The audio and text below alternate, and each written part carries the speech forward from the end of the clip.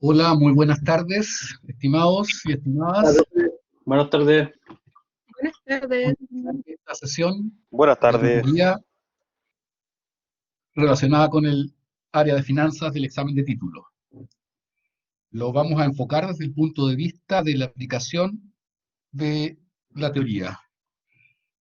Y vamos a comenzar con la bibliografía que yo recomiendo, deberían estar revisando, que son básicamente tres relacionadas con el área de finanzas en general. Está el texto de Body Merton de finanzas, el Brearley y Meyer, Principios de Finanzas Corporativas, y el Ross, Westerfield y Jaffe, también de Finanzas Corporativas. Eso es lo que yo creo comprende las materias que se ven tanto en Finanzas 1 como en Finanzas 2.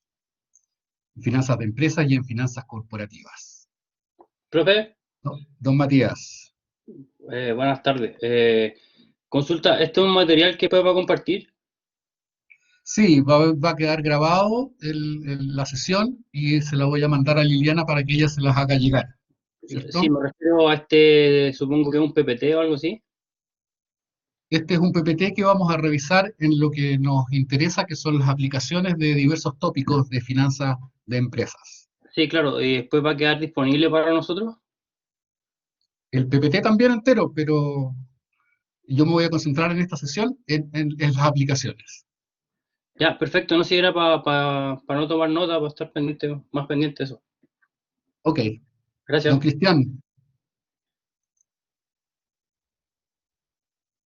Don Cristian tenía una consulta.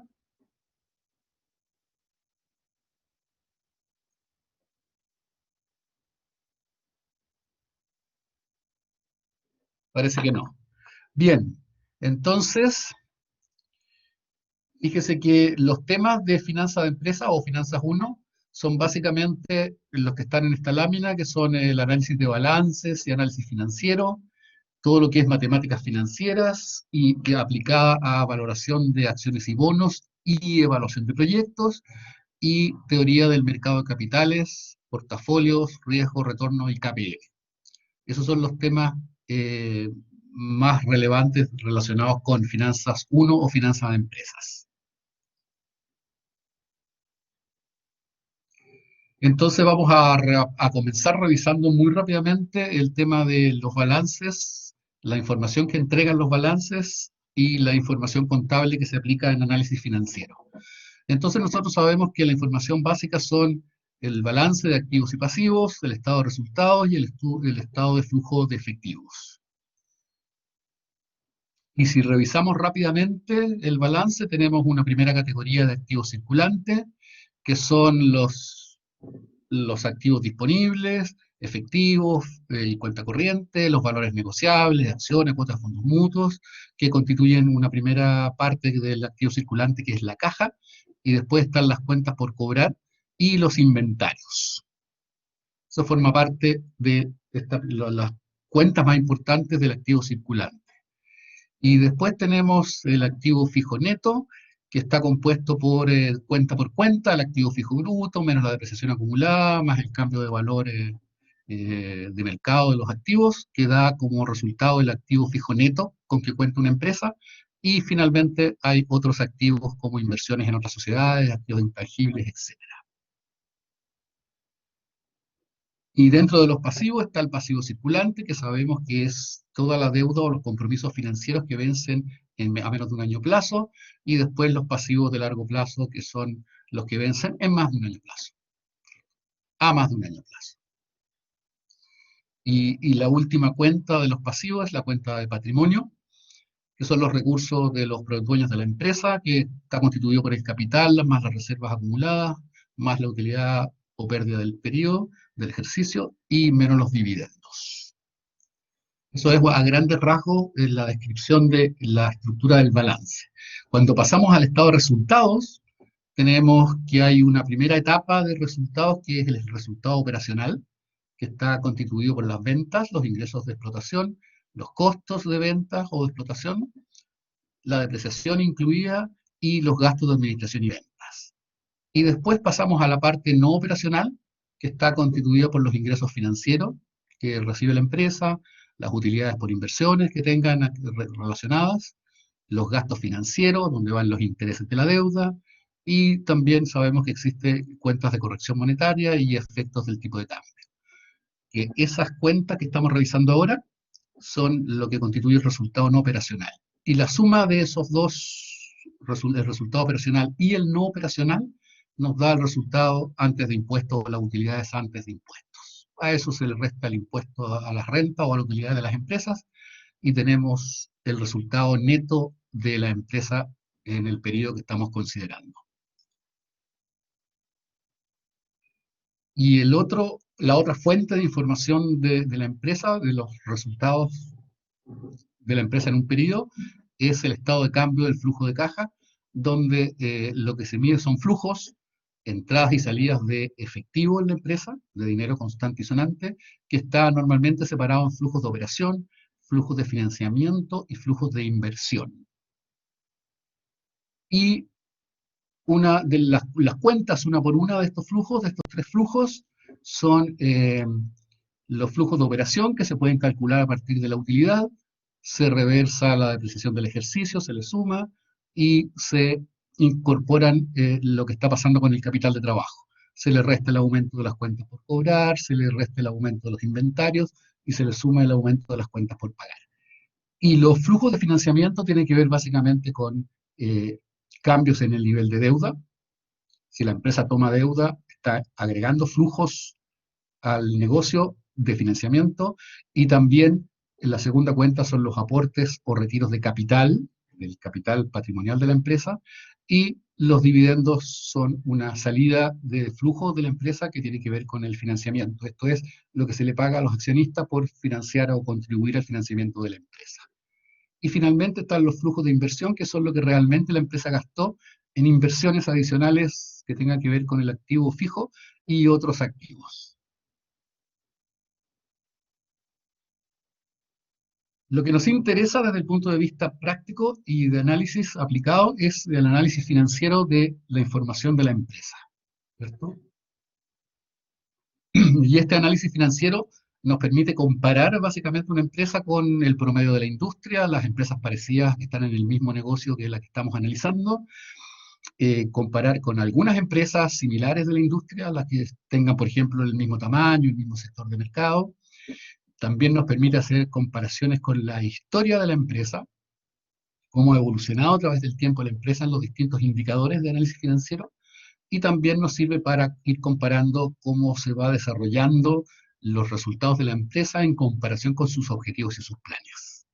Eso es lo que nos permite hacer el análisis financiero de un negocio. ¿Qué evaluamos en este análisis financiero? Básicamente tres cosas: la rentabilidad del negocio, el riesgo del negocio y su crecimiento. En rentabilidad, lo que nos interesa es el origen, la sustentabilidad de la rentabilidad, y eso está directamente asociado al valor que va a tener la empresa en el mercado. Y por riesgo estamos básicamente hablando de estabilidad de la rentabilidad, qué tanto fluctúan sus utilidades a través del tiempo, asociada a factores económicos, factores específicos de la empresa, y desde otro punto de vista nos interesa evaluar la capacidad de pago de deudas que tenga la empresa, porque nos interesa analizar cuál es la posibilidad de quiebra. Esto es básicamente lo que les interesa, por ejemplo, al sector bancario que financia empresas. ¿Qué tan solvente es la empresa? ¿Cuál es la posibilidad realmente que tiene la empresa de quebrar, que no pueda responder a sus compromisos financieros? Y desde otra perspectiva, también al sistema financiero le interesa el cuánto crédito le puede otorgar a una empresa dados sus resultados y su evolución, y qué plazos de créditos. Entonces, desde un punto de vista conceptual, nosotros sabemos que podemos, analizando los balances y el estado de resultados y otros antecedentes, categorizar los indicadores financieros que nos interesan desde por lo menos 5 puntos de vista. Tenemos indicadores de rentabilidad, indicadores de eficiencia o actividad, indicadores de endeudamiento o solvencia de largo plazo, indicadores de liquidez, o también eso lo conocemos como solvencia de corto plazo, y también hay indicadores bursátiles o de mercado. Y aquí tenemos el primer ejercicio relacionado con análisis financiero. Fíjese que tenemos aquí, en este ejemplo, un balance del año 2021 de los activos en sus distintas categorías, de sus pasivos, cómo está financiado todo lo que tiene la empresa, y del estado de resultados, ¿cierto? Y además, otros datos, como por ejemplo la deuda financiera, la deuda total, el precio que tiene la acción si es que es una sociedad anónima que se transa en el mercado, y la utilidad por acción, y el número de acciones, que nos va a servir para calcular algunos indicadores, ¿cierto? Está de más recordar, o no está de más recordar, que en un balance bien hecho, el total de activos tiene que cuadrar con el total de pasivos y patrimonio, y por lo tanto es un dato importante a tener en consideración. Y los activos están divididos en total de activos circulantes, otros activos y el total de activos. Y los pasivos también tienen pasivos circulantes, pasivos de largo plazo, y después está el patrimonio constituido por el capital de los accionistas y las utilidades retenidas. Entonces, fíjese que lo que vamos a hacer en este primer ejercicio de indicador financiero es utilizar estos antecedentes del balance y el estado de resultados y otros datos para estimar indicadores financieros de la empresa.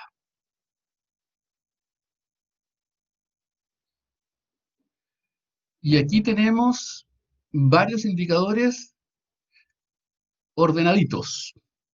Por ejemplo, indicadores de liquidez, que también en algunos textos se define liquidez como solvencia de corto plazo.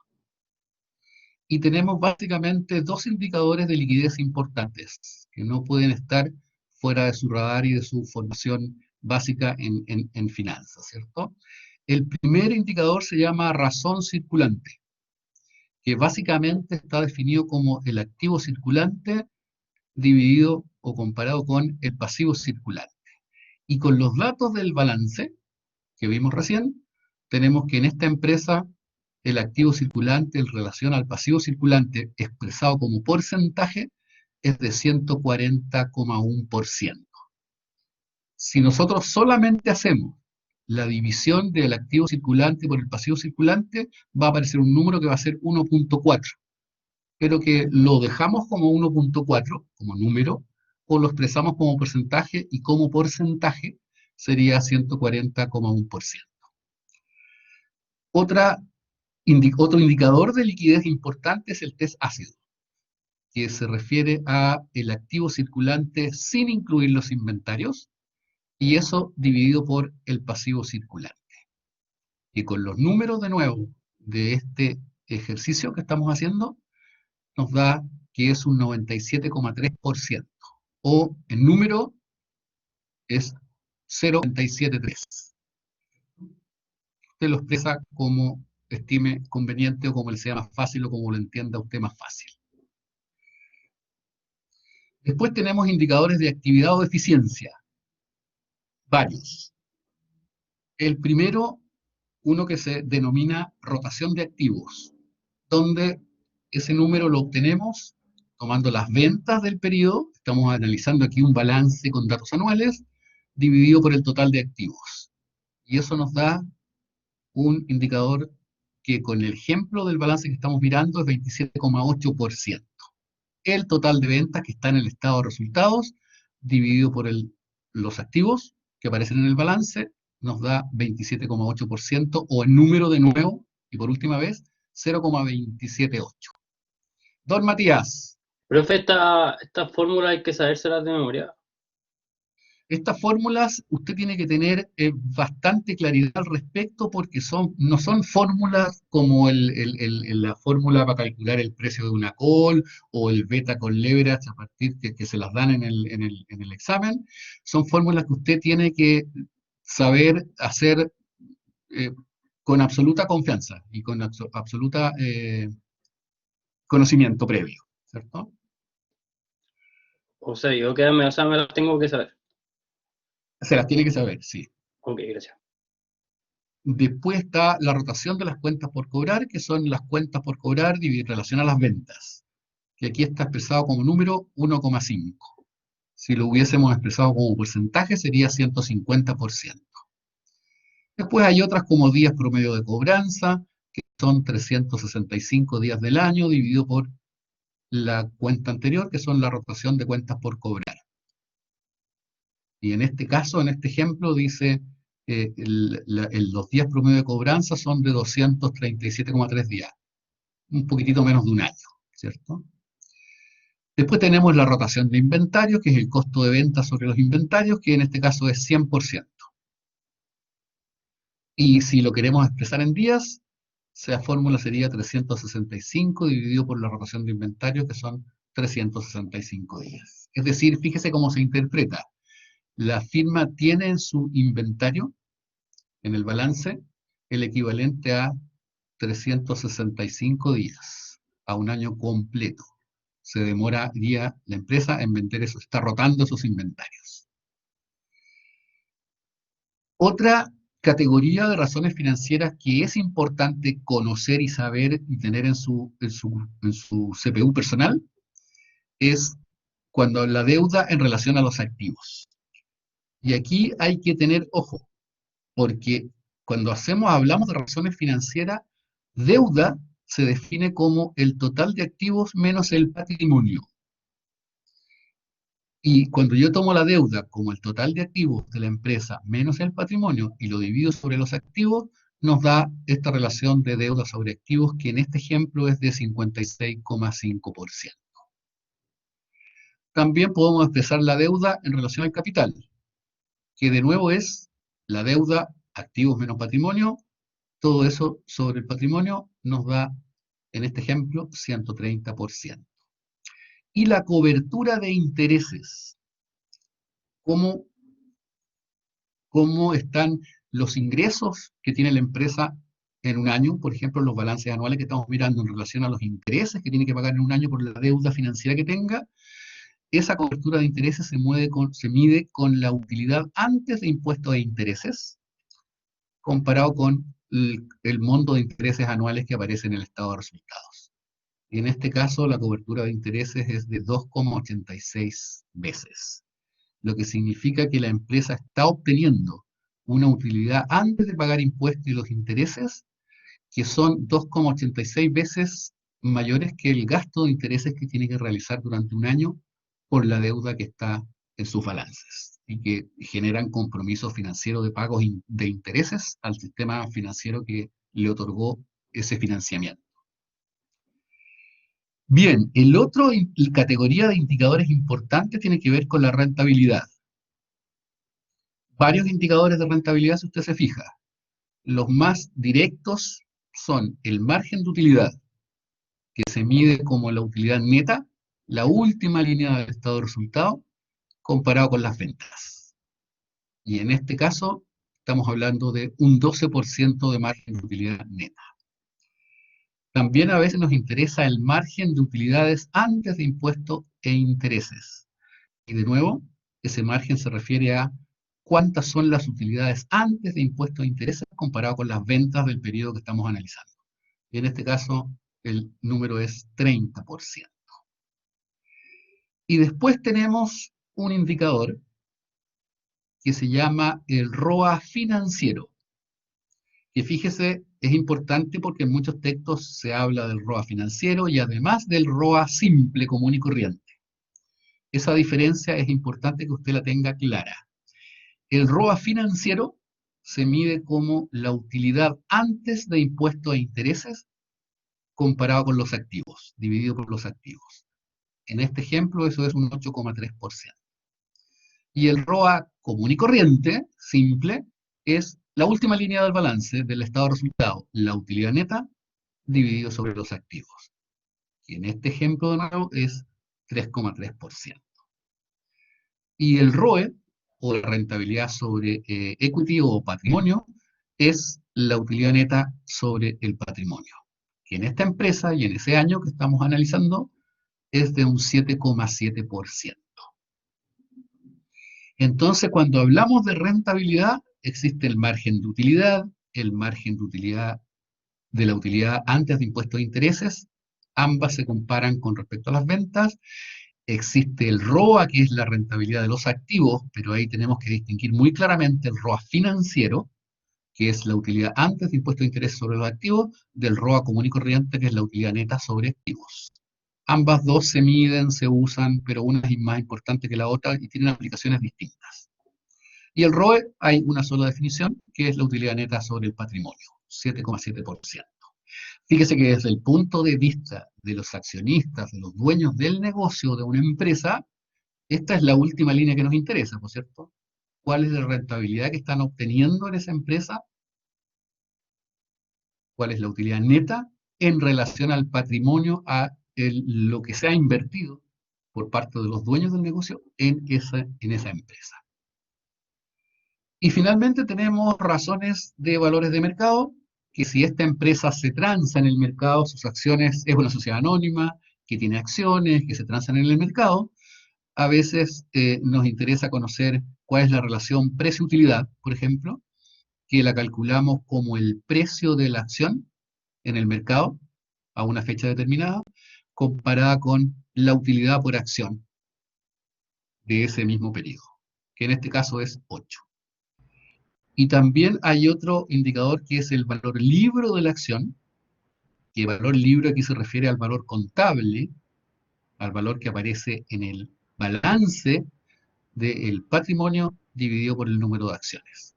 O sea, el patrimonio contable dividido por el número de acciones es lo que conocemos como valor libro de la acción, que en este caso es 626.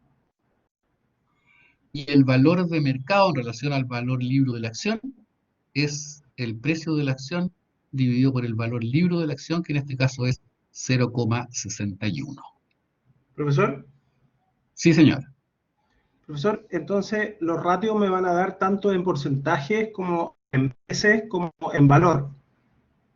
Es que usted cuando mira un número en porcentaje, por ejemplo, el que yo estoy indicando aquí, 140,1%, para usted debería ser transparente que yo puedo expresar ese valor como 140,1%, o si lo quiero expresar como números decimales, eso sería 1,401. Sí, yo ¿Cierto? lo puedo expresar como tanto por uno y como porcentaje, yo se lo entiendo, pero, Y por también ejemplo, debe ser capaz de leerlo de las dos maneras, ¿cierto? pero Porque el cuando me número hablan es de dinero, pero por ejemplo, cuando me hablan de dinero, por ejemplo, en la última línea, se supone que yo debería poner en valores, como dinero, ¿cierto? No, ahí no porcentaje. es En que, la por razón, ejemplo, si miramos la razón circulante, y yo tomo el dinero, la cantidad de activo circulante, le divido por los montos de dinero del pasivo circulante, ambos valores que aparecen en el balance, si yo los divido, el número decimal que me va a salir va a ser 1,401. Y ese número, si yo quiero, lo, lo comento, lo expreso como 1,401 o si quiero como 140,1%. entonces las razones de valor de mercado también las puedo expresar en porcentaje. Y las razones de valores de mercado, es que también hay que tener en cuenta que hay convenciones, ¿cierto? En las razones de valores de mercado, la relación precio-utilidad, por ejemplo, normalmente se mide como un número solamente, no como Por eso, porcentaje. esa era mi duda. Gracias, profesor. Perfecto. Es que aquí tenemos la matemática, que es independiente, y también está la convención, lo que normalmente se hace en la prensa, lo que hace la bolsa cuando comunica su información sobre las acciones, etcétera, etcétera. Entonces, por convención, los valores de mercado normalmente se expresan como números, pero no hay una convención clara sobre la razón circulante. Aquí en algunos informes de inversionistas, de AFP, de inversores institucionales, usted a veces aparece como porcentaje, a veces aparece como número. Eso ya no hay claridad de cuál es la convención, ¿se fija? Entonces, en la única, y cuando hablamos de rentabilidad, también la conversión es siempre como hablar en términos de porcentaje. ¿Qué rentabilidad tuvo el patrimonio en esta empresa? Normalmente nos referimos como porcentaje. Solamente que usted como ingeniero comercial, y enfatizando la parte de ingeniero, debería saber que un porcentaje también se puede expresar como decimal, y desde el punto de vista del análisis financiero usted lo puede expresar como quiera. Pero también Sí. tiene que tener presente que cuando abre el diario financiero, las razones de valores de mercado las va a encontrar siempre como números. Sí. precio utilidad 8, valor de mercado valor libre 0,6, y en el resto de las expresiones hay algunas que normalmente se expresan como porcentaje, otras que normalmente, pero no siempre, se expresan como número, y O tenemos veces. más ambigüedad en la presentación de las cifras de esas razones financieras. Muchas ¿Cierto? gracias. Muchas gracias. De nada. Bien. Fíjese que otra cosa importante es que cuando tenemos el ROA financiero, que es el que nos interesa desde el punto de vista de las finanzas, de una empresa y lo queremos comparar con otras empresas o con la historia del ROA financiero de una misma empresa a través del tiempo, podemos descomponer ese ROA financiero utilizando el método DuPont, que nos dice cómo podemos descomponer o por qué el ROA financiero es el que es. ¿Por qué 10%, 20%?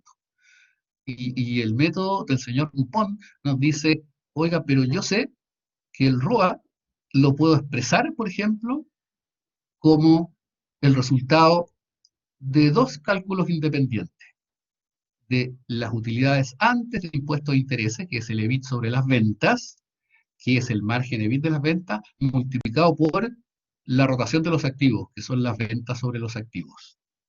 Entonces, cuando yo estoy comparando mi empresa con otras y veo que tienen distinto ROA, yo puedo tener una idea de a cómo explicar desde el punto de vista de la descomposición del ROA esas diferencias.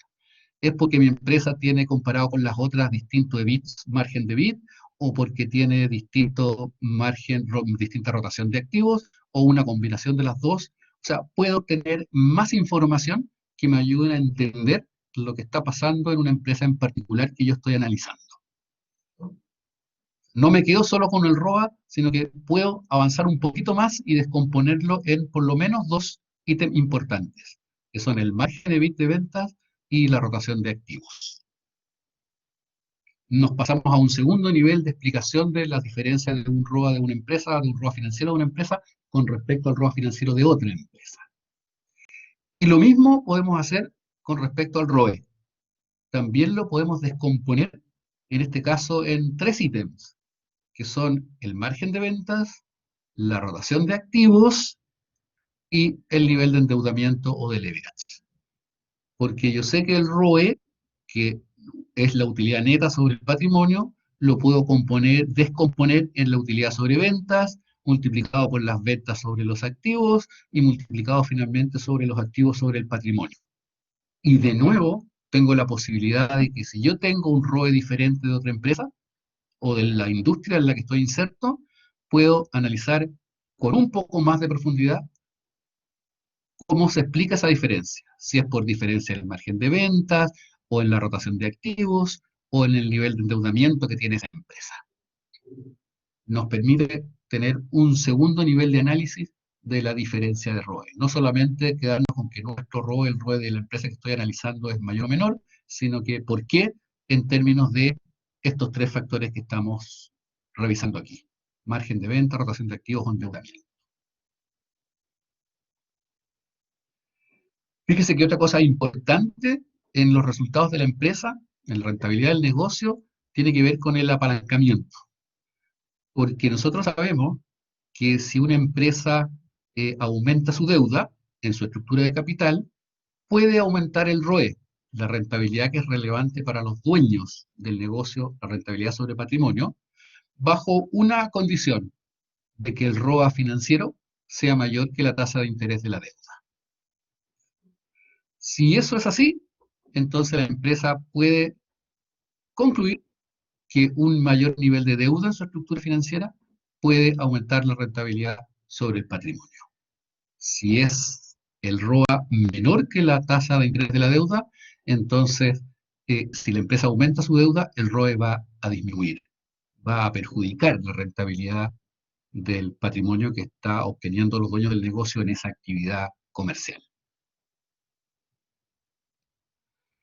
Y en concreto, la relación entre el ROA, la tasa de interés de la deuda y el nivel de endeudamiento sobre el ROE está en esta formulita que es la manera precisa en que uno puede calcular en cuánto va a cambiar el ROE cuando yo cambio la relación de deuda-patrimonio de mi negocio y eso depende de la tasa de impuestos corporativos, los impuestos que paga la empresa, y la diferencia que hay entre el ROA financiero y la tasa de interés de la deuda. Y fíjese que en esta fórmula usted puede ver que si la tasa de interés de la deuda es mayor que el ROA y aumenta la deuda, el ROE va a disminuir, cualquiera que sea la tasa de impuestos que pague, cualquiera sea el ROE inicial, y viceversa, que son lo que conocemos como el efecto del apalancamiento en la rentabilidad del patrimonio.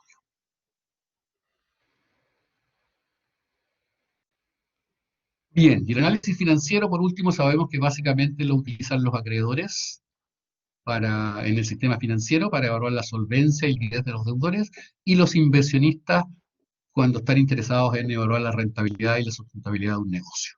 Se usa intensamente en el sistema financiero, donde hay sistema bancario e inversionistas que están analizando empresas desde el punto de vista de su solvencia y su rentabilidad. Veamos un poco el tema de matemáticas financieras ahora, ¿cierto? Valores presentes, valores actuales, valores finales. Usted tiene claro las fórmulas básicas del valor final y de valor actual, ¿cierto?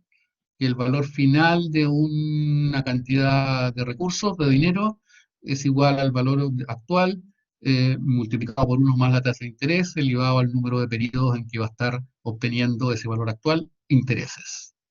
Y el valor actual de un monto a recibir en algún periodo X es ese valor que va a recibir uno en un periodo futuro X, descontado por 1 más la tasa de descuento elevado al número de periodos, al periodo en que yo voy a recibir ese flujo que estoy evaluando, al que le estoy calculando su valor actual. Es un repaso muy rápido porque esto es como básico, ¿cierto? Y después tenemos algún ejemplo de aplicación de estos valores actuales y valores finales. Tenemos aquí un caso simple que dice, usted quiere vender una casa y tiene una oferta de 10.000 pagado hoy día, o 11.424 pagado en un año más, pero es un pago absolutamente seguro y garantizado. Es un oferente serio. Y la pregunta es, ¿qué oferta es mejor si la tasa de interés bancaria para depósitos? Fíjese que aquí estamos interpretando la tasa de interés bancaria como una tasa de interés segura, de lo que rentan los activos seguros, es de 12% anual. Entonces, el cálculo de esa operación para ver qué oferta es mejor, usted la puede hacer calculando los valores finales o los valores actuales. Es irrelevante el método que usted aplique, con los dos obtiene el mismo resultado. Si usted dice voy a calcular qué oferta es mejor por la venta de mi casa, que me paguen 10.000 al contado o 11.424 en un año más, siendo un pago seguro con la tasa de descuento relevante que es 12% anual, yo puedo calcular el valor final de la oferta del pago contado, y la pregunta sería, ¿cuánto valen 10.000 en un año más? Para calcular el valor final, y sería 10.000 al 12% anual, sería el valor final de esa oferta, 11.200. Y esa cantidad la tengo que comparar con la oferta por mi casa, que me van a pagar también en un año más, a 11.424.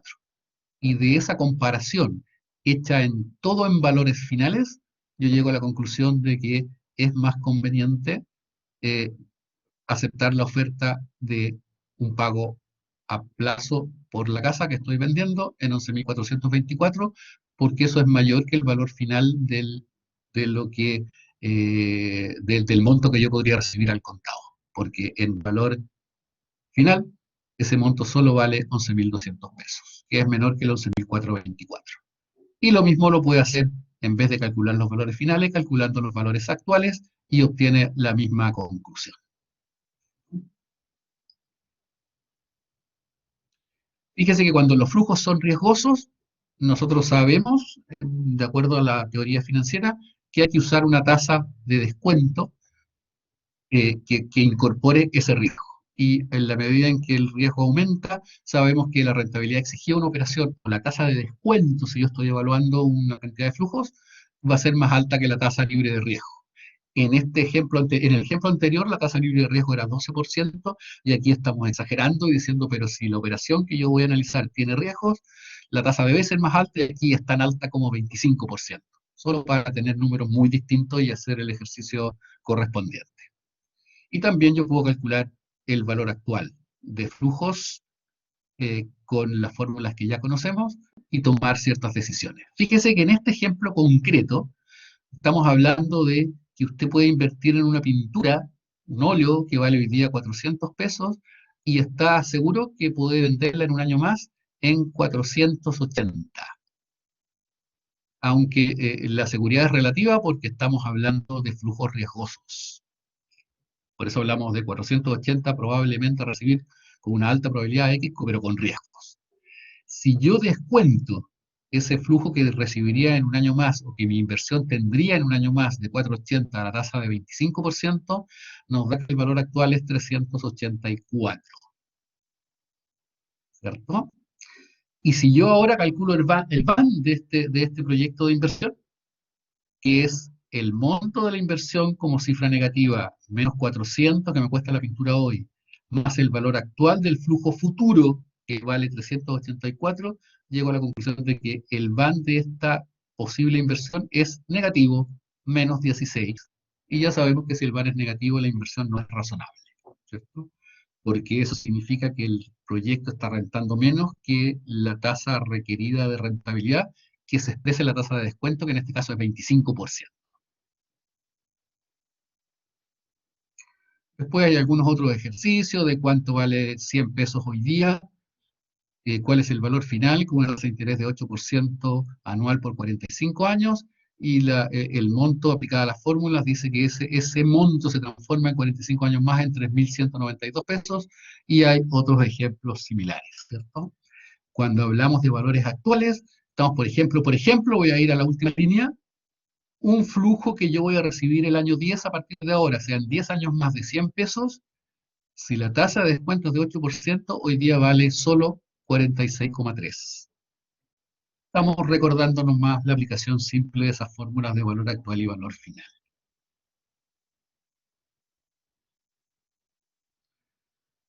También hay perpetuidades, etcétera, etcétera. Pero quisiera concentrarme ahora en, por ejemplo, el valor actual de cuotas perpetuas.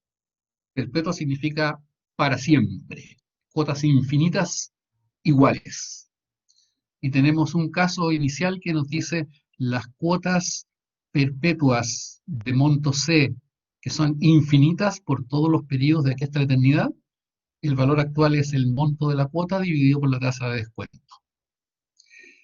Y el segundo caso interesante es cuál es el valor actual de una cuota infinita, pero que tiene un crecimiento constante a una tasa G.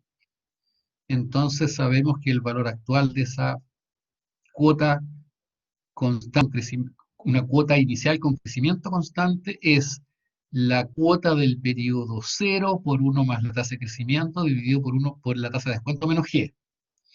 Y fíjese que es igual a la cuota del próximo periodo dividido por I menos G. Estas dos fórmulas son equivalentes, pero usted no las puede confundir. El valor actual de una cuota infinita con un crecimiento constante es el valor actual de la cuota multiplicado por 1 más la tasa de crecimiento dividido por I menos G, o la cuota del próximo periodo, porque eso es C0 por 1 más G, dividido por I menos G. Mucha gente se confunde en la aplicación de esta fórmula y usted tiene que tener súper clara la diferencia, ¿cierto? O usa C0 por 1 más G en el numerador, o usa C1, pero no puede mezclar el C0 con el C1, ¿verdad? Veamos aquí ahora un ejemplo concreto de un flujo que podría ser, por ejemplo, el de un proyecto de inversión, que nos dice en el periodo 0, al momento de invertir tengo que gastar 100 pesos, y voy a recibir el año 1, 20 pesos, el año 2, 50 pesos, el año 3, 60 pesos, y ahí se me acaba mi proyecto, y yo a este proyecto, a estos flujos, los quiero descontar al 8% anual, lo que significa que yo le estoy exigiendo a mi inversión en este proyecto una rentabilidad de 8% anual, dadas sus características de riesgo, ¿cierto?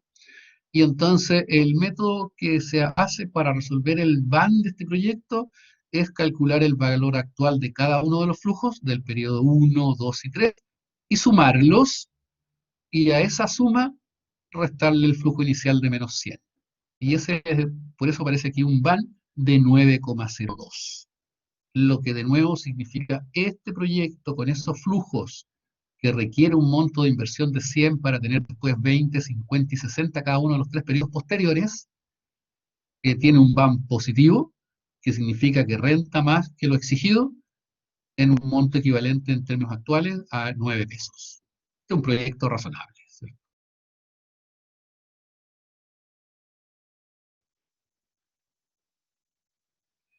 Veamos la aplicación de las matemáticas financieras a la valoración de bonos. Y veamos algunos ejemplos. Existen distintos tipos de bonos y aquí hay un bono de cupón cero. Que fíjese que usted sabe que un bono de cupón cero no paga intereses y al final del periodo del plazo pactado devuelve el principal estipulado en el bono o su valor facial, ¿cierto? En este caso es de 1.000 pesos. Y en este ejemplo estamos hablando de un bono cupón cero que tiene un valor facial de 1.000.000 de pesos, que no paga intereses en ningún año y que está emitido a un plazo de 20 años. Y eso significa que usted va a comprar ese bono y no va a recibir ningún ingreso durante los próximos 19 años, y el último año, el año 20, va a recibir el facial del bono, que es 1.000.000 de pesos. Si la tasa de descuento de este instrumento financiero llamado bono es de 10% anual, entonces usted sabe que ese bono se debería vender hoy día, el precio del bono, en 148.644 pesos. Entonces, fíjese que aquí lo único que estamos recordando es que un bono ofrece pagar intereses, algunos sí, este bono cupón cero no, por algunos años, y en el último año devolver el valor facial del bono, que en este caso es 1.000.000 de pesos. Entonces los flujos serían el año 1, 0, 0, 0 hasta el 19 y 1.000.000 de pesos el año 20, que descontados esos flujos al 10% anual nos da 148.644 pesos. Ese es un tipo de bono que es el de cupón cero. Después tenemos bonos con plazo fijo, un determinado número de periodos, que paga cupones cada ciertos periodos, que es las tasas de intereses, y el principal o el valor facial se paga al final. Estos son los bonos que tienen el nombre de bullet, ¿cierto? Que significa que durante la vida del bono se pagan los intereses regularmente y el principal se paga al final. Y en este ejemplo tenemos un valor facial prometido de pago último de 1.000 pesos a una tasa cupón especificada en el contrato de bono de 5% anual.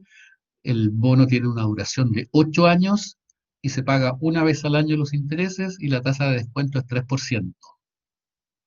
Fíjese que aquí tenemos el caso en que el bono ofrece pagar una tasa de interés de 5% anual sobre 1.000 pesos durante todos los años, pero los inversionistas, por alguna razón, dicen: yo por comprar ese bono solo exijo que me rente un 3% anual, menos que lo estipulado en la tasa cupón del bono en el contrato del bono. Cuando yo quiero valorar este bono, lo que hago es calcular los flujos de intereses que me paga todos los años. Durante 8 años me paga intereses de 50 pesos, el 5% de 1.000, y el último año me paga los intereses correspondientes, 50.000, más el facial del bono, que son los 1.000, y el total el año octavo es de 1.050. Y cuando yo descuento al 3% esos flujos, me da que este bono se va a vender en el mercado en 1.140,39. Fíjese que el facial del bono es 1.000, es como si la empresa estuviera diciendo: yo esperaría que me pagaran 1.000, que este bono se vendiera en 1.000, pero como la tasa de descuento es de 3% cuando la tasa cupón es 5, este bono se venden más de 1000 en 1140,39, lo cual es otra manera de decir que este bono se vende a un valor mayor que el valor par. Porque el valor par es el bono de 1000 que se obtiene cuando la tasa de descuento coincide con la tasa cupón. Don Matías. Profe, ¿el valor facial se refiere al valor nominal? O valor nominal o principal. Eso es el mismo título para el valor facial del bono. Ok, gracias.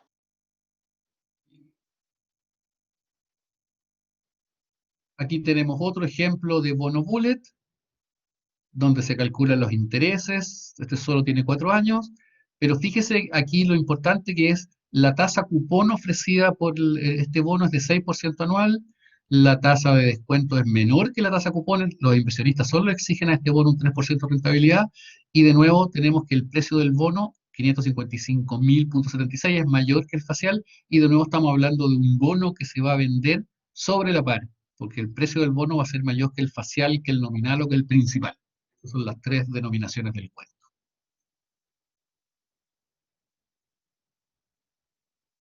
Y aquí tenemos un caso donde la tasa cupón coincide con la tasa de descuento y el bono se vende exactamente al valor facial o principal o nominal del bono, y estamos hablando de un bono que se vende a valor par. Para recordar un poco la nomenclatura de los conceptos relacionados con el precio del bono y el facial del bono, ¿cierto?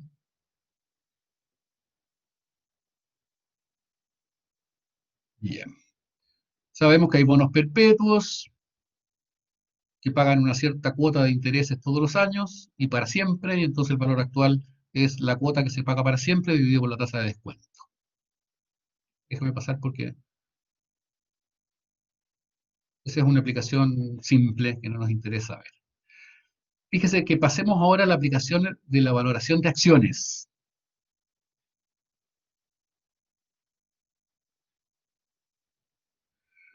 Y nosotros sabemos que el precio que debería tener una acción en un mercado de capitales eficiente corresponde al valor presente de los dividendos que el dueño de la acción pretende obtener cuando la compre. Entonces, normalmente suponemos que una empresa que es sociedad anónima tiene un periodo suficientemente largo como para pensar que es un bono infinito, un flujo infinito de dividendos, y que si el dividendo es constante, el valor actual es ese dividendo dividido por la tasa de descuento.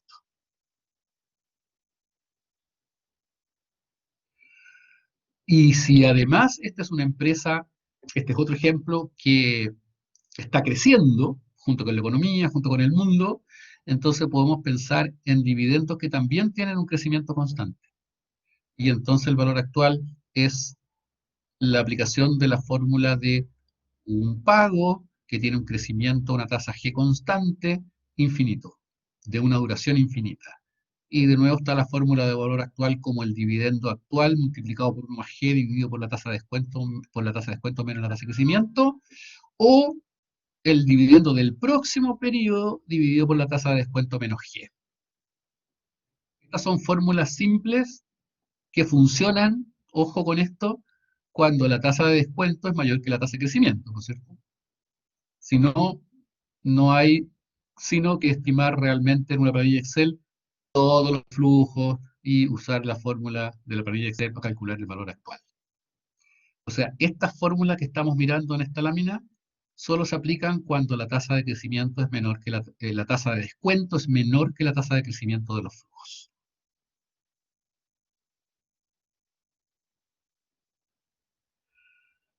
Entonces aquí tenemos varios ejemplos de una empresa que no crece, que paga un dividendo constante. Vamos a analizar uno. Empresa sin crecimiento. Tasa de descuento, rentabilidad exigida 12% al año. El dividendo que paga esta empresa es de 3 pesos que no van a crecer y por lo tanto es una cantidad de dividendos constante.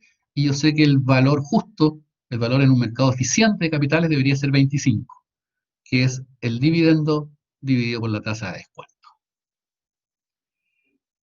Si la empresa crece, que es el caso 2, la acción A, tenemos que el dividendo inicial es 2, tiene un crecimiento de 5% por año, y si la tasa de descuento es 12, entonces yo sé que el precio es ese dividendo inicial dividido por la tasa de descuento menos G, que nos da el equivalente a 28,6 pesos. Es una aplicación directa y simple de la fórmula de cuánto vale un flujo que crece a una tasa constante en forma perpetua. Flujo perpetuo que crece a una tasa constante.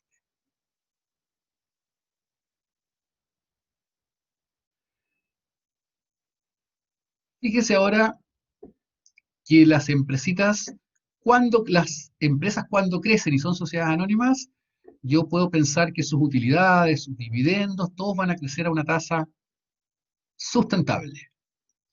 Y esa tasa sustentable de crecimiento, que puede mantener la empresa en forma permanente, está relacionado al ROE, la rentabilidad sobre el patrimonio, multiplicado por la tasa de reinversión de sus utilidades. Entonces aquí tenemos un ejemplo de dos empresas. Veamos primero la empresa estancada. ¿Cuáles son los datos relevantes de este ejemplo? Que dice, el ROE de esta empresa es 15%, la empresa que tiene como nombre estancada, no reinvierte nada y por lo tanto esta empresa no crece. Entonces, si el patrimonio es 100 y el ROE es de 15, esta empresa va a poder pagar dividendos de 15 pesos por año, constantes y para siempre. Si la tasa de descuento es 15%, yo sé que el precio de esa acción debería ser 100 pesos, que son los 15 de dividendos del año 1, 15, dividido por 0,15, que es la tasa de descuento, nos da un precio de 100. Esta empresa que renta 15, que se le exige una rentabilidad de 15%, y que no reinvierte nada y no crece, tiene un valor de 100. Fíjese ahora que esta misma empresa puede decidir crecer, y para crecer en forma permanente, tiene que reinvertir parte de sus utilidades, y aquí estamos suponiendo que va a reinvertir el 60% de sus utilidades cada año. Ese ROE y esa reinversión, 15% por 60%, nos dice que puede tener un crecimiento permanente esa empresa y sus flujos de 9% por año. El dividendo que va a pagar el año 1, como ahora está reinvirtiendo parte de las utilidades, va a ser no 15 pesos, sino que 6. Entonces, y ese 6 de aquí para adelante va a crecer ese dividendo al 9% por año. Entonces, el precio de esta acción es 6 pesos, el dividendo del próximo año, dividido por la tasa de descuento 15 menos G9, y eso nos da un precio de 100 también. Fíjese que en este caso tenemos una empresa que no crece, la empresa estancada que vale 100, y tenemos una empresa que sí decide crecer y que para crecer tiene que reinvertir, pero que vale lo mismo que si no creciera.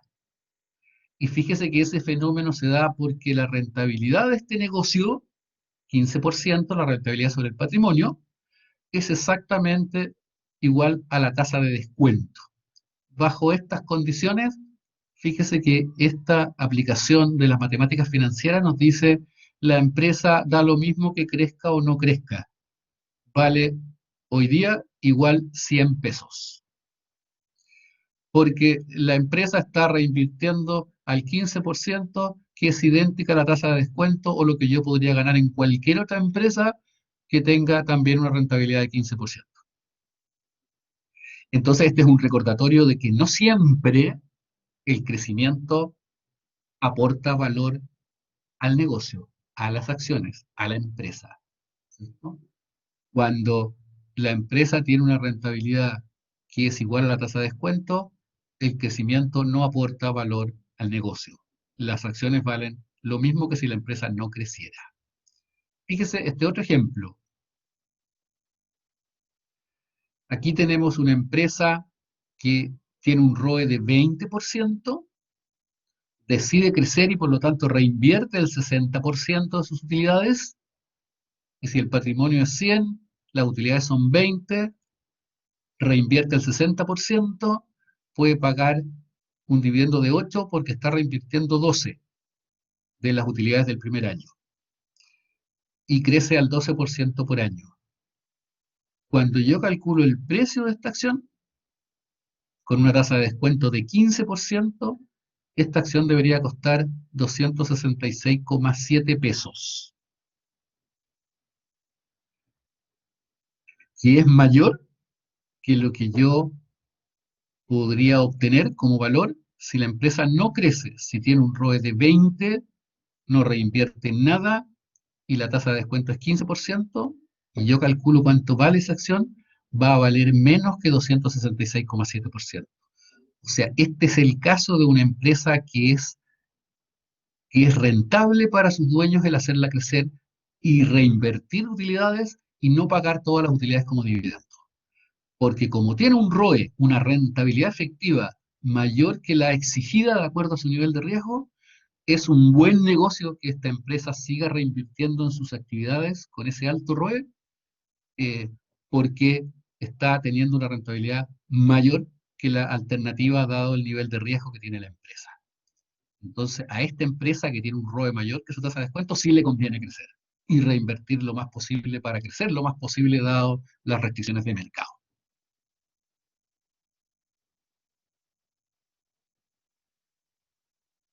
Y este último caso es de una empresa que dice tiene un ROE de 12% y decide crecer al 60%, con lo cual el crecimiento es 7,2, pero la tasa de descuento para este negocio, para los flujos de este negocio, es de 15%.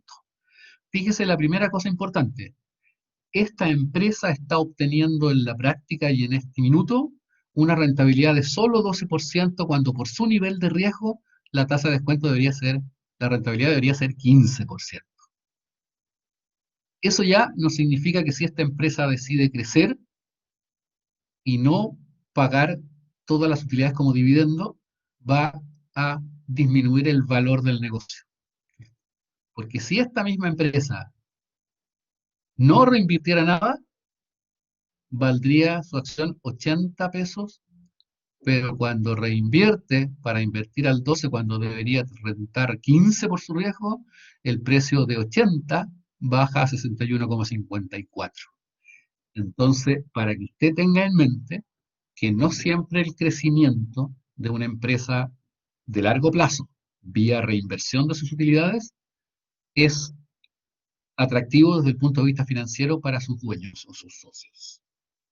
Si el ROE del negocio es más bajo que la tasa de descuento, que lo que debería rentar de acuerdo a su riesgo, la empresa destruye valor cuando decide sacrificar dividendos para reinvertir y crecer. Profesor, ¿qué es lo que es el 7,2 G? Perdón, al tiro. Es la tasa de crecimiento constante que puede obtener con una rentabilidad sobre el patrimonio de 12% y una reinversión de 60%, porque el G es el ROE por la tasa de reinversión, ¿cierto? Sí. Y 60%, o el 60% de 12 es 7,2%. Gracias, profesor.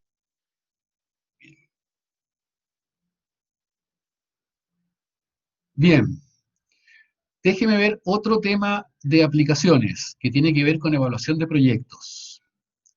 Y vamos a ir directamente a un ejemplo. Aquí tenemos un proyecto,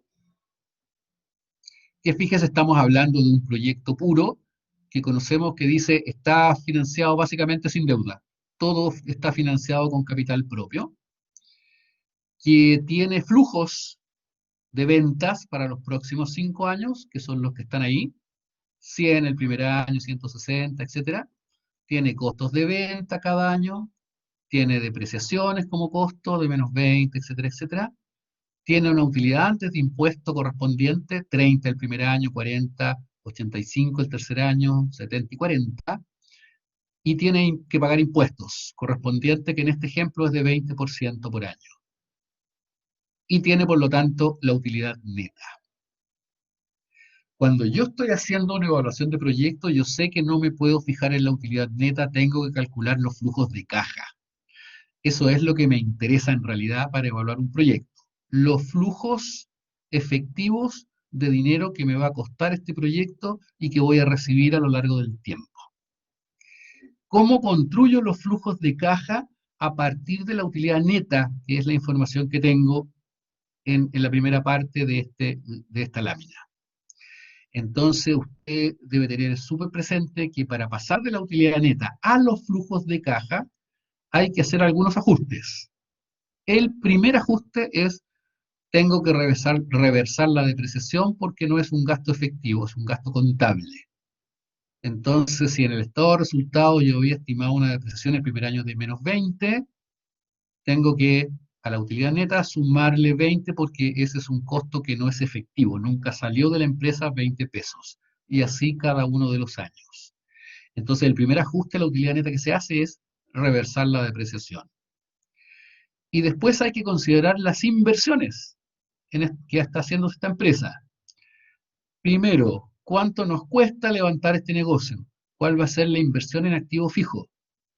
En este ejemplo dice, en el periodo cero, que es el momento de las inversiones, voy a gastar 250 pesos. Y el otro componente importante son las inversiones en capital de trabajo que hay que hacer.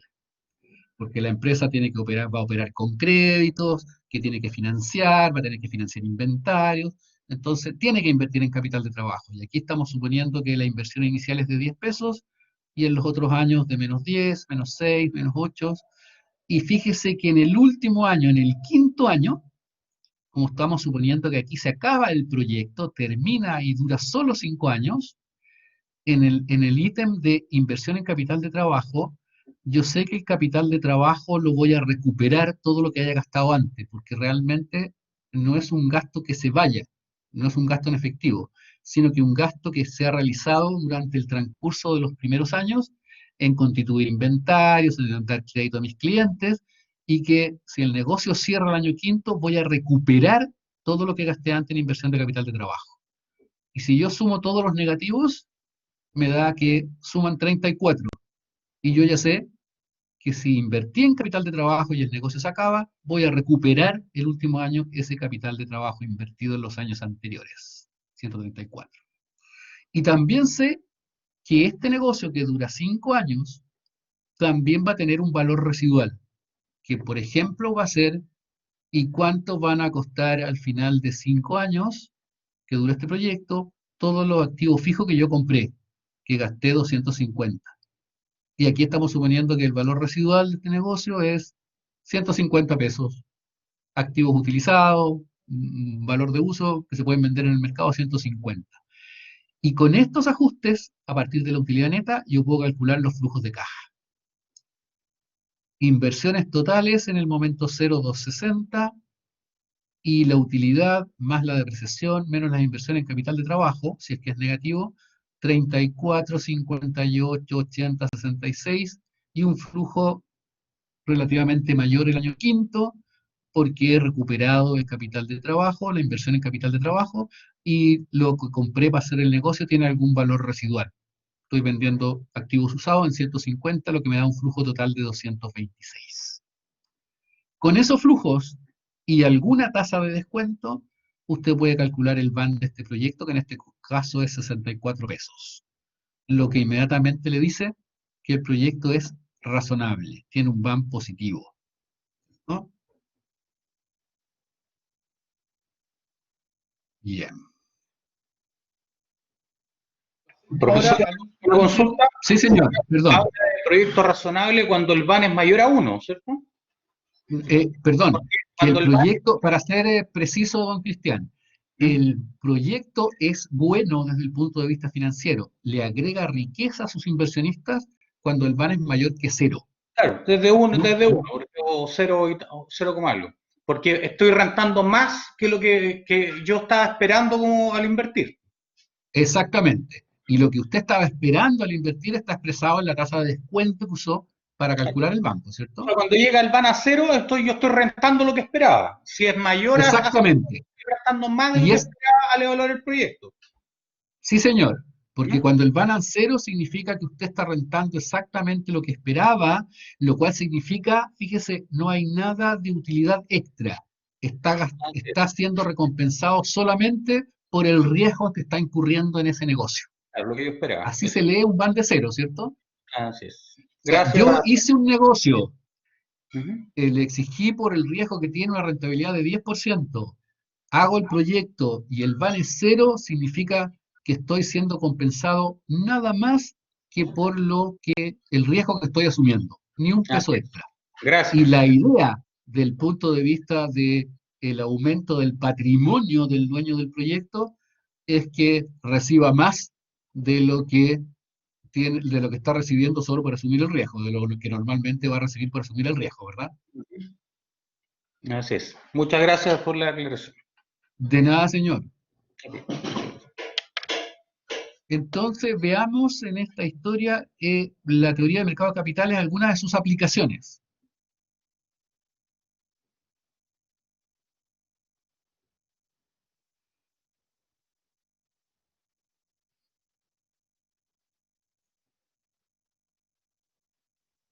Estoy repasando cómo se miden las rentabilidades y riesgo a partir de la historia de rentabilidades o a partir de escenarios futuros. Estamos viendo el tema de portafolios que se pueden construir a partir de activos riesgosos. Normalmente se ve a partir de 2 activos riesgosos y con 2 activos riesgosos usted debería saber calcular la rentabilidad de un portafolio de 2 activos riesgosos, que es el promedio ponderado de las rentabilidades esperadas de cada uno de esos 2 activos, y el riesgo aquí expresado como la varianza de un portafolio que tiene que ver con las ponderaciones del portafolio, las desviaciones estándar y el coeficiente de correlación de los 2 activos riesgosos que estamos mirando en el portafolio. Tengo una revisión rápida de la teoría, las fórmulas correspondientes de la coeficiente de correlación y de la covarianza y de la varianza.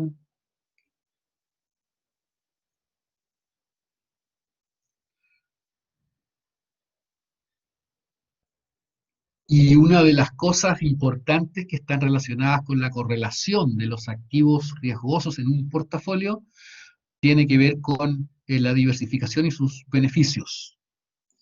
Y estamos hablando de que un portafolio con muchos activos riesgosos permite algunas veces disminuir el riesgo, ¿cierto? Y el tema está directamente relacionado a la correlación de los retornos de a pares de mi portafolio de activos riesgosos. Cuando los pares de activos riesgosos de mi portafolio amplio tienen una correlación positiva igual a 1, significa que la diversificación no tiene ningún efecto positivo, ningún beneficio. Cuando la correlación de pares de activos riesgosos incluido en portafolio es en el otro extremo -1, entonces fíjese que esta cosa en la teoría nos dice que en teoría, con algunas ponderaciones que yo puedo determinar, es posible disminuir el riesgo hasta que sea 0 y obtener rentabilidades positivas. Pero sin embargo, lo importante desde el punto de vista de la correlación de activos riesgosos y los beneficios de la diversificación es que basta con que la correlación de los activos riesgosos sea menor que 1 para que yo tenga beneficios de la diversificación, que me disminuya el riesgo mucho más que proporcionalmente a lo que me va a disminuir la rentabilidad. Ahí se resume los beneficios de la diversificación que empiezan a aparecer cuando el coeficiente de correlación de los activos riesgosos es menor que 1. ¿Cierto? Aquí hay ejemplos que no queremos revisar en esta oportunidad, porque queremos ir directamente a las aplicaciones que no son... y aquí, fíjese que aquí hay un resumen de cuando un portafolio se empieza a diversificar, cuando empieza a aumentar el número de activos riesgosos en el portafolio, el riesgo total de ese portafolio empieza a disminuir, más bajo mientras más activos riesgosos incluyan ese portafolio, hasta un límite que es, usted conoce, el riesgo sistémico, el riesgo inevitable, que no se puede neutralizar con más activos en su portafolio. Pero en la parte de riesgo no sistémico, en la parte de riesgo particular de cada uno de los activos riesgosos, ese sí se puede eliminar con la diversificación completamente. Hasta que con un número suficientemente grande de activos, el riesgo no sistémico disminuye a cero y usted solo se queda con el riesgo sistémico. Un recordatorio. Y el otro recordatorio del modelo de KPM es que los riesgos sistémicos se miden con el beta del activo riesgoso. Y el beta, usted sabe, es la covarianza de la rentabilidad de un activo con la rentabilidad del portafolio de mercado dividido por la varianza de la rentabilidad del portafolio de mercado. Bien.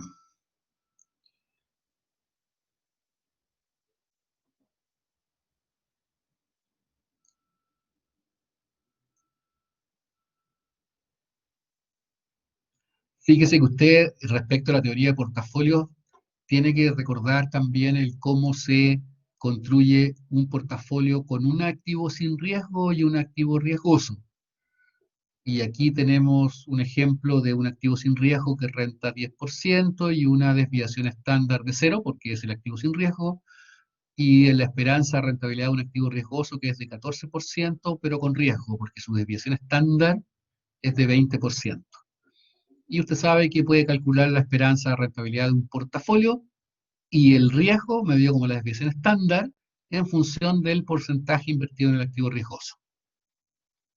La esperanza de un portafolio de un activo, de dos activos, es las ponderaciones correspondientes y el retorno de los activos correspondientes, y la desviación estándar de ese portafolio es solamente la proporción invertida en el activo riesgoso multiplicado por la desviación estándar del activo riesgoso, porque el otro renta cero. Si tiene desviación, el activo sin riesgo tiene desviación estándar de cero. ¿Va?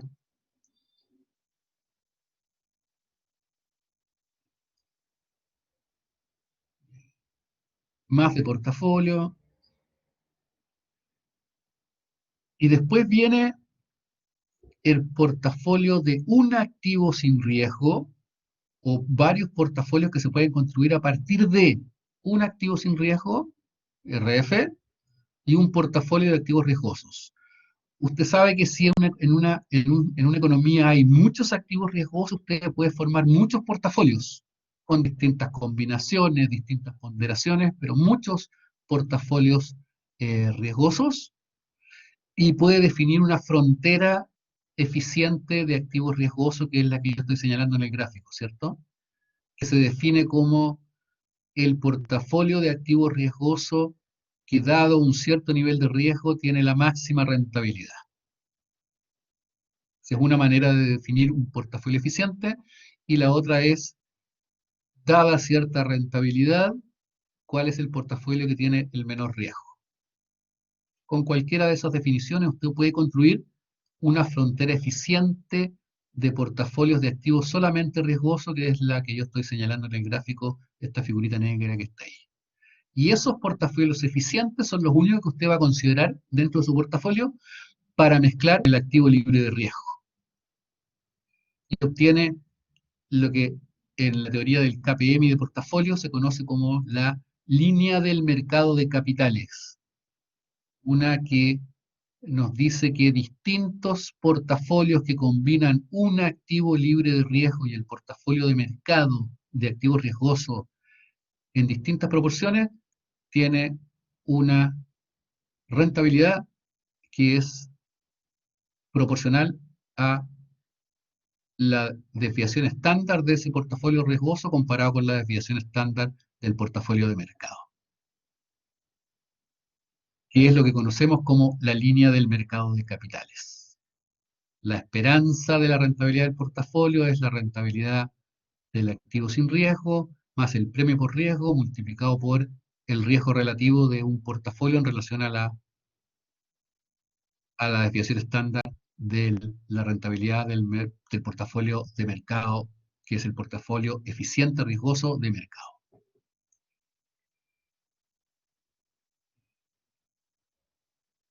Bien, usted sabe que el riesgo sistémico, habíamos recordado, es el que mide el beta. Que el beta es importante porque en teoría de inversiones, lo que nosotros suponemos es que un inversionista tiene como punto de partida un portafolio diversificado. Y su preocupación es si incorporar o no otro activo más a ese portafolio diversificado. Y el riesgo que un activo riesgoso le agrega a un portafolio de activos riesgosos diversificado es solo el riesgo sistémico, que es lo que mide el beta del activo riesgoso. Por eso son importantes los betas dentro de la teoría del KPM. Ahí está la fórmula del beta, pero los supuestos del modelo de KPM, que usted va a revisar después. Pero yo quisiera concentrarme en estos últimos minutillos en la aplicación de esta teoría financiera de portafolio de inversiones. Fíjese que la otra relación importante que se debería del KPM es la rentabilidad que deberían tener los activos riesgosos que están siendo incorporados a un portafolio diversificado y que por lo tanto solo agregan riesgo sistémico. Entonces el KPM nos dice que la rentabilidad esperada, la que debería tener en un mercado eficiente un activo riesgoso, es la rentabilidad libre de riesgo más el beta de ese activo por el premio por riesgo. Y eso es lo que conocemos como la línea del mercado de valores, la que relaciona a los betas, el riesgo sistémico de cada instrumento financiero riesgoso que se incorpora a un portafolio diversificado. Don Matías. Pero sí, una consulta. ¿Usted evalúa entonces Finanza 1, por decirlo así? Y yo voy a hacer preguntas del área de finanzas 1. Sí. Ah, o sea, y el profesor Rodrigo Silva va a ser de Finanzas 2. Principalmente, pero no exclusivamente, ¿cierto? Porque la finanza es solo una, solo que a modo de presentación nos decidimos que yo iba a presentar más bien los temas de Finanza 1 y Rodrigo iba a expresar, iba a comentar los temas de Finanzas 2. Ah, ok, Pero todos los temas forman parte del examen de título del área de finanzas, ¿cierto? claro. Ok, Pero para no mezclarnos en los temas, nos separamos en los temas de finanzas de empresas yo y de finanza corporativa Rodrigo. ya, profe, muchas gracias. En la sesión de mañana, entiendo, ¿verdad? Sí, mañana a las 7. Sí, Ok, gracias. ya. Entonces ahí está graficada la línea del mercado de valores que relacionan los betas con la rentabilidad que deberían tener los activos de acuerdo a la teoría del KPM. Fíjese que nos dice un activo con beta cero, sin riesgo sistémico, debería rentar exactamente la tasa libre de riesgo. Un activo con beta 1, que es también el beta del portafolio de mercado, debería rentar lo mismo que es que la esperanza de rentabilidad del portafolio de mercado, que es RM, ¿cierto? El portafolio de todos los activos riesgosos que existen en la economía. Y así sucesivamente, es una línea recta. Mientras mayor sea el beta, mayor debería ser la rentabilidad, mayor beta, mayor riesgo sistémico, mayor rentabilidad se le exige a ese activo para compensar ese mayor riesgo sistémico. Bueno, y la línea del mercado de valores se aplica a cada uno de los activos, uno por uno. Si la acción A tiene un beta de 0, debería rentar en este ejemplo un 3%, que es la tasa libre de riesgo. Si la acción E tiene un beta de 2, con esta tasa libre de riesgo y esta rentabilidad esperada del mercado de 15, debería rentar 27%. O sea, la relación del beta con la rentabilidad de un activo se aplica a cada activo financiero en particular o también a portafolios enteritos. Lo que renta un portafolio debería estar relacionado con el beta del portafolio o el riesgo sistémico de ese portafolio. Y el beta del portafolio se mide como el beta ponderado de los betas de sus componentes y la ponderación es el porcentaje invertido del total de la inversión en cada uno de los activos, como todas las ponderaciones. ¿Cuánto de mi inversión total tengo en la acción A? ¿Cuánto tengo en la acción B? Esos son los ponderadores de cada uno de los componentes del portafolio.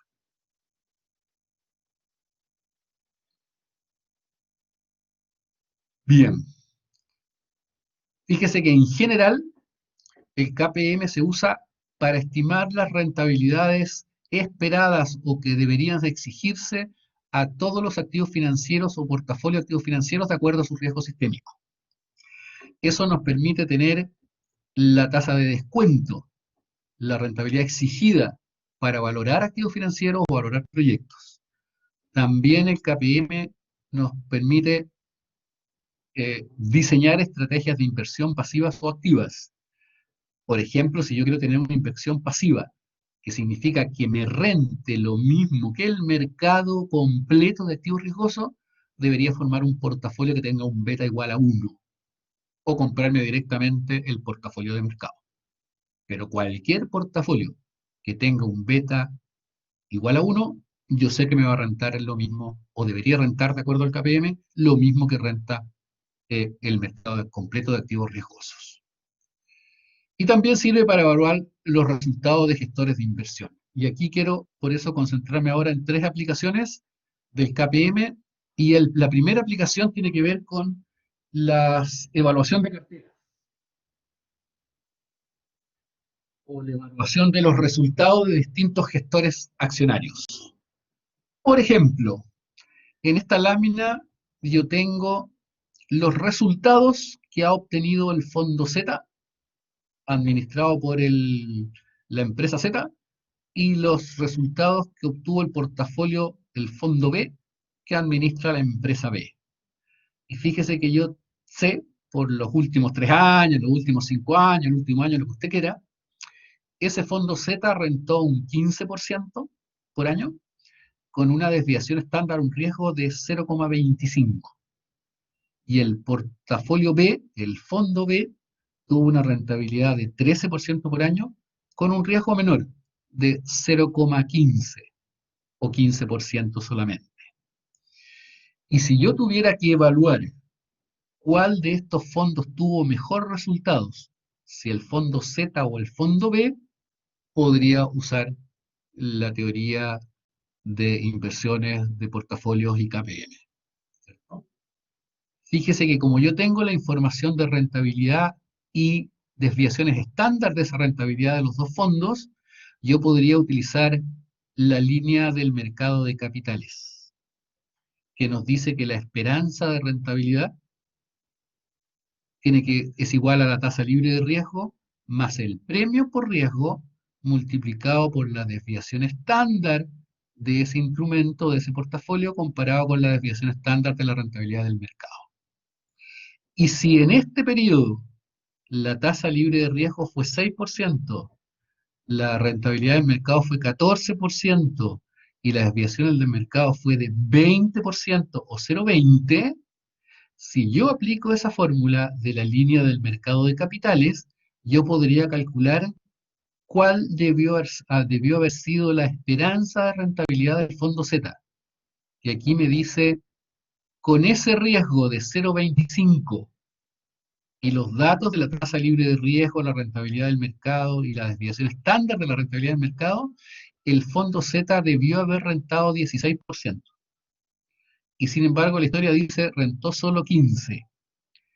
Entonces aquí yo ya tengo una primera información que me dice el fondo Z, que rentó 15% con una rentabilidad de 0,25, debió haber rentado 16, de acuerdo a la teoría del KPM y a su riesgo medido como desviación estándar de sus rentabilidades. Y si miro el fondo B, que me dice rentó 13% con una desviación estándar, un riesgo de 15%, y yo aplico de nuevo la línea del mercado de capitales, yo puedo llegar a la conclusión de que ese fondo, con ese riesgo de 15%, debió haber rentado 12.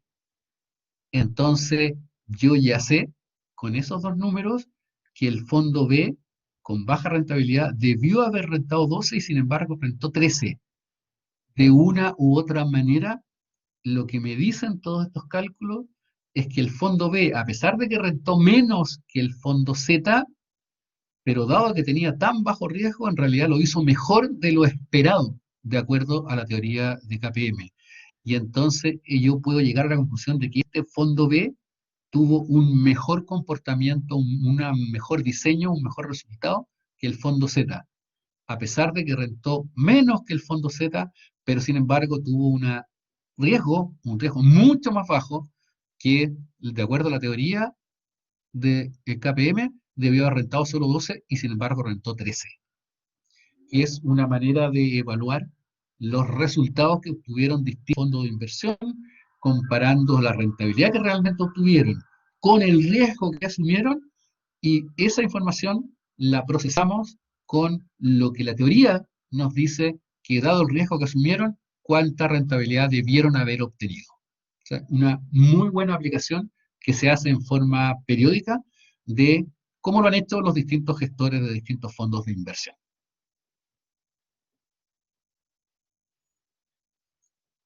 Fíjese que otra aplicación directa del KPM, pero que también es muy simple, tiene que ver con la valoración de acciones. Porque el KPM nos dice cuál es la rentabilidad que yo le debería exigir a las distintas acciones de acuerdo a su riesgo sistémico.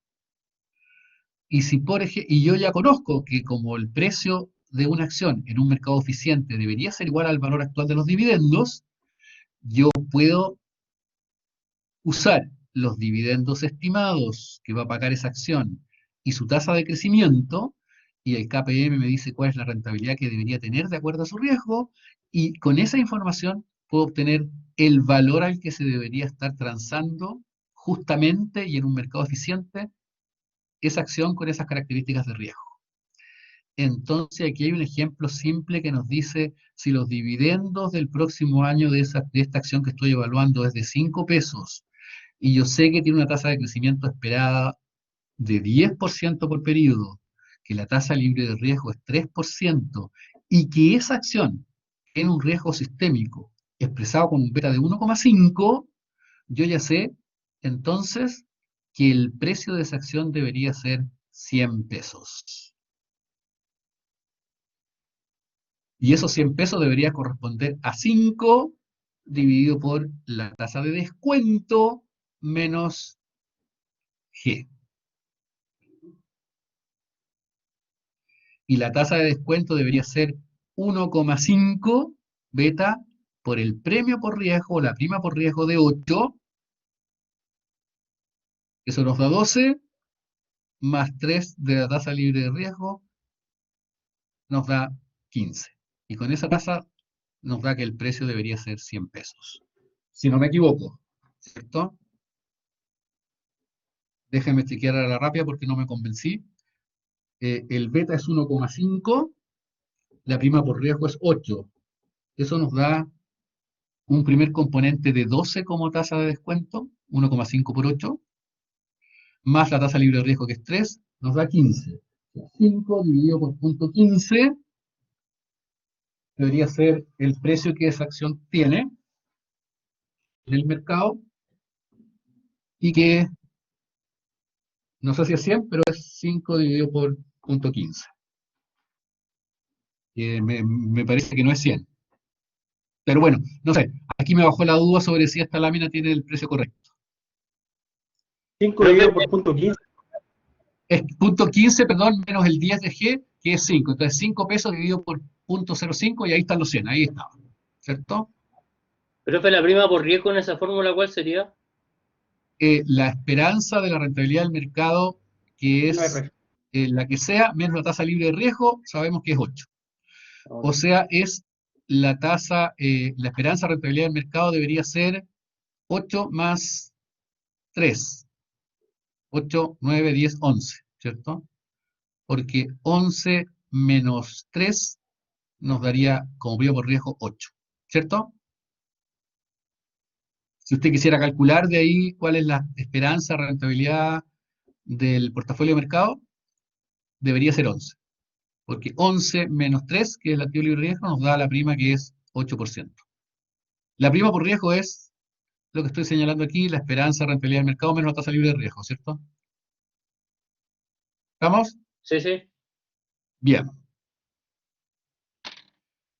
Y finalmente, fíjese que en evaluación de proyectos también nos da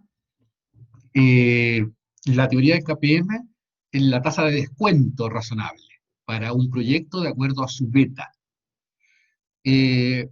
Porque nosotros, si graficamos la rentabilidad en función del riesgo sistémico de beta, yo puedo graficar la línea del mercado de valores, que es la esperanza de rentabilidad igual a tasa libre de riesgo más el beta por la premia por riesgo. Y si, por ejemplo, estoy analizando dos proyectos, el proyecto Y, que estoy señalando en el gráfico, y el proyecto X, usted, el KPM le da la tasa de descuento y esa tasa de descuento la compara con la rentabilidad del proyecto y podría analizar inmediatamente a partir de este gráfico cuál es el proyecto más conveniente para la empresa, si el X o el Y. ¿Qué proyecto debería ser más económicamente conveniente para la empresa o la persona que está decidiendo entre el proyecto X y el proyecto Y? ¿Cuál le agrega más riqueza al inversionista que está evaluando el proyecto X y el proyecto Y? Deme una idea.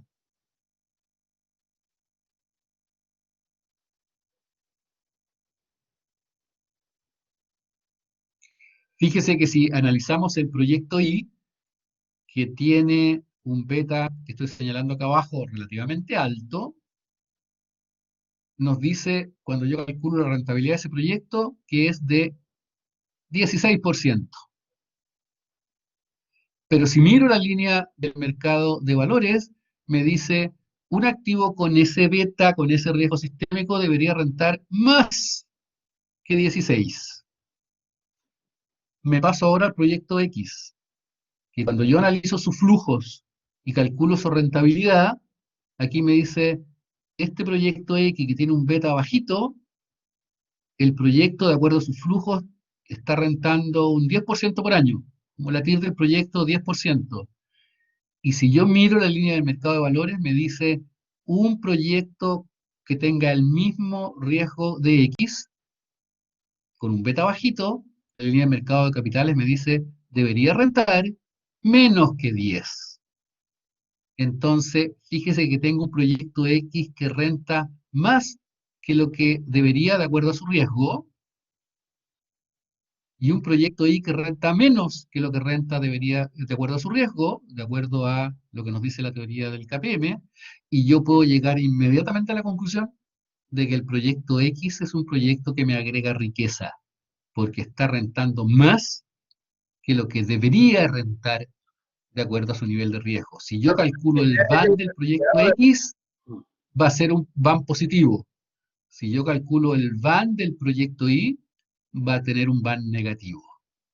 Pero todo eso está relacionado con el KPM, las tasas de descuento y las rentabilidades exigibles a los distintos activos financieros o proyectos de acuerdo a su riesgo sistémico. ¿Cierto? Bien, caballeros. Eso, y señoritas, Gracias, eso profe. es lo que yo quería recibir ahora. Alguien tiene una consulta, pero no sé quién porque se me interrumpe el audio. Yo, profe, le estaba preguntando, ¿Quién había- ¿esa R de rentabilidad o de volatilidad de riesgo? ¿Cuál R? R, Sí, esa. gráfico Sí, de rentabilidad. ok. Rentabilidad, y abajo está el riesgo medido como riesgo sistémica con el solo beta, ¿cierto?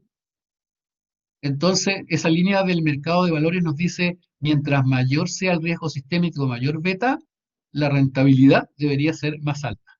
Y por eso la línea del mercado de valores que relaciona beta, riesgo sistémico, con rentabilidad, R, tiene pendiente positiva.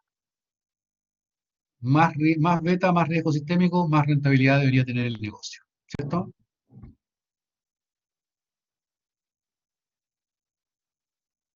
Bien, ¿alguna otra consulta en particular sobre este tema? Porque con eso daríamos por terminada mi sesión de revisar algunas aplicaciones de algunos de los temas, los más importantes según yo, que se ven en mercado en finanzas de empresas o finanzas 1.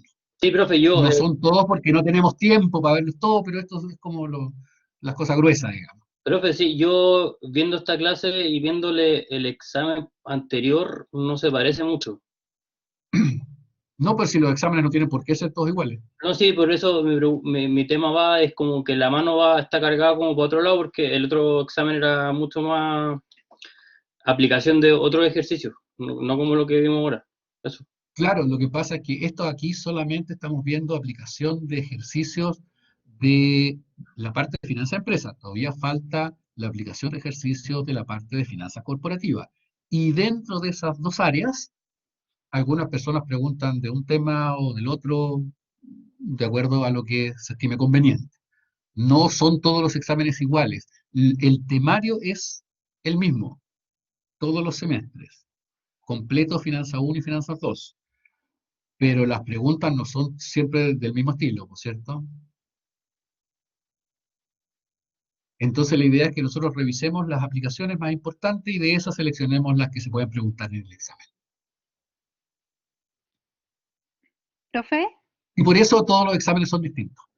Cristina, hola. Le quería preguntar si lo que pasa es que en el examen anterior de finanza, bueno, que fue online, deben saber algunos, se ocupó mucho el tema de los supuestos. ¿sí? En esta versión del examen va a ser igual, porque ¿En recuerdo qué que sentido, lo que pasa es en que qué sentido se ocupó la versión de los supuestos? Lo que pasa es que, por ejemplo, en el examen anterior, el profe Rodrigo se encargó de la parte que usted se va a encargar ahora del examen. ¿Ya? Y él, bueno, él comentó también que en el fondo, por ser online y todo ese tema, en el fondo, igual había una complejidad mayor y se usó mucho supuesto. Por eso me acordé ahora que el compañero dijo que no era muy parecido el examen al anterior porque el anterior se basó mucho en supuestos. O sea, había que básicamente suponer un montón de datos que no entregaba el enunciado.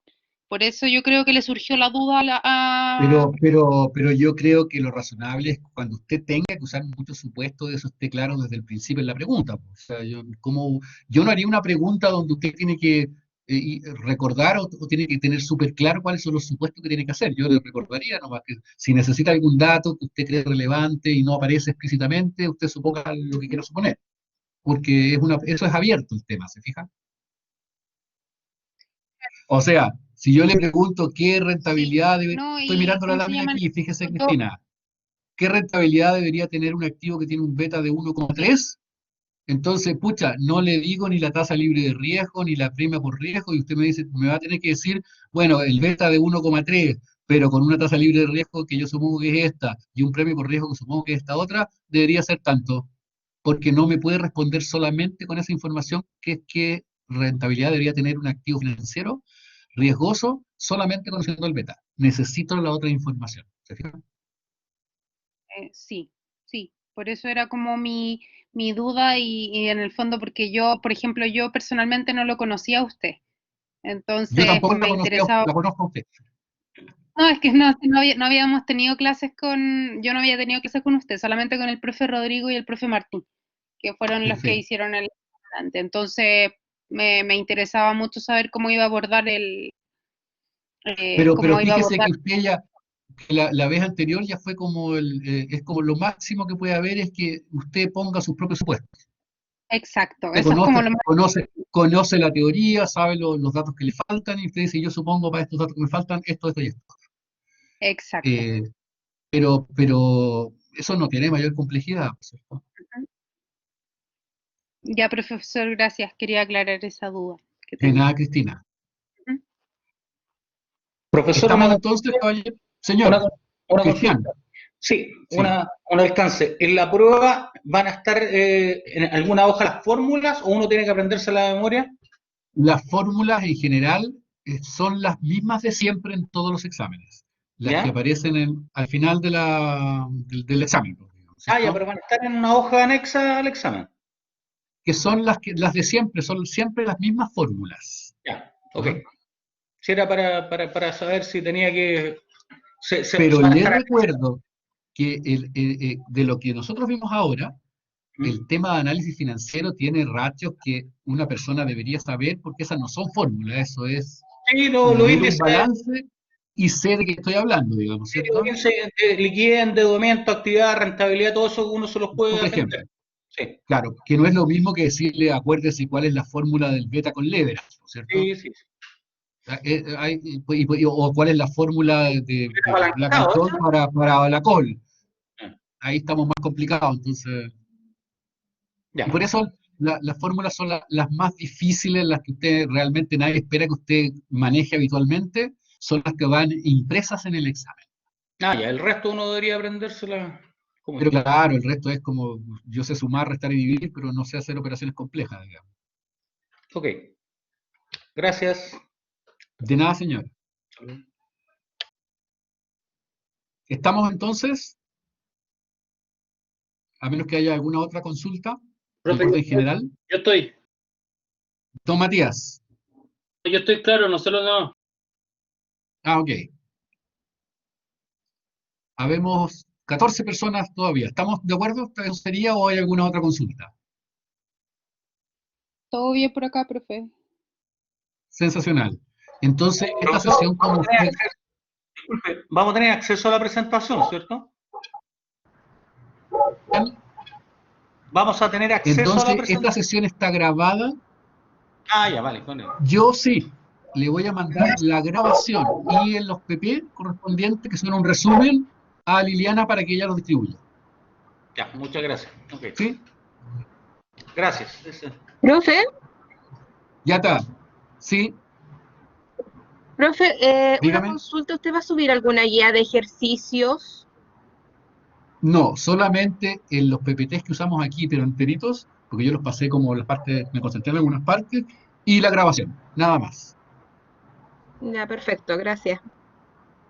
¿Ya? Bien. Estamos porque no tengo tanto tiempo disponible en la sesión que estoy ocupando para hacer esta tutoría. ¿Estamos entonces? Muchas gracias, Ya, que que esté les bien. vaya muy bien, revise la bibliografía, estudie Chao, a profe, muchas conciencia gracias. y que les vaya muy bien. Gracias. Gracias. Gracias, profe, que está bien. Usted también, un gusto, que esté muy bien y suerte. Gracias. Y estudie Chao. mucho. Chao, Sí, profe, gracias. gracias, chao. Chao. Chao, profesor, gracias. Hasta luego, gracias a usted. Me voy a ir, hasta luego.